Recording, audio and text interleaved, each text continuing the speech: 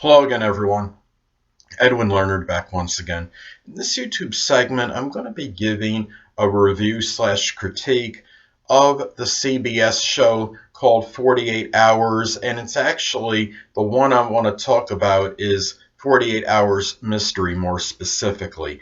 Now, as far as 48 Hours Mystery goes, I am really enthralled with this show. I've been watching a lot of the reruns, repeats online on the CBS website for these shows. And the thing about it is what makes these so compelling and intriguing, these shows, is that it seems like at least the majority of them, if not all, seem like, or at least primarily deal with cases that are really predominantly circumstantial cases and don't have a real overabundance of like that real hardcore evidence that you need to solve the case, and they're based on circumstantial evidence, which for me, if I'm a juror, I do feel really reluctant and really have difficulty convicting a person based on circumstantial evidence. But you have episodes of course, where sometimes they do, and sometimes they don't. And really, the thing about it is you learn some other things too. You don't. It's not just about solving the cases or try attempting to solve them by using primarily circumstantial evidence. What a lot of it seems like you find out some about some of the characters of people, and even people that are prominent in the law. And I thought was interesting, they had one episode where they had a very prominent attorney, and she either, I don't know what her record is now as far as court cases go, but if it's not infallible, it's very close to infallible, at least in the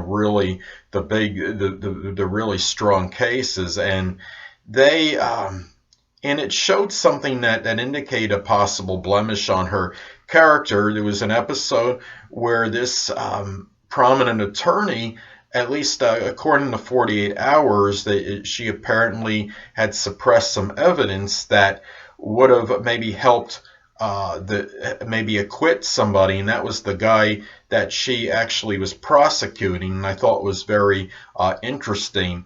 And the thing about it is you find out that there's chinks in armor of even very prominent people, and you really learn a lot about really how these people go about, the detectives and people in law enforcement, how they go about trying to solve cases that are primarily circumstantial. And I believe in a number of episodes that it's cases that are reopened. I guess they would be called cold cases that are reopened on the show. And I think that makes it, I mean, those are interesting cases. I remember the TV show called Cold Case, that was, if you, a lot of you may remember, was on CBS, and I like things that are pertaining to cold cases as well.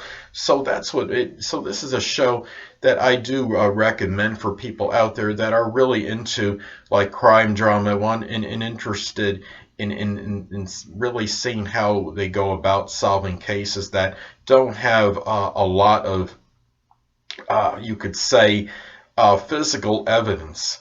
Now, because of forensic technology, a lot of people like to see this when they are on that jury panel, because you figure you have all this advanced and sophisticated forensic technology now. So I think what the mindset of a lot of people are, in mine as well, is that it's very significant to have something where you have that even if it's a one minute piece of forensic evidence.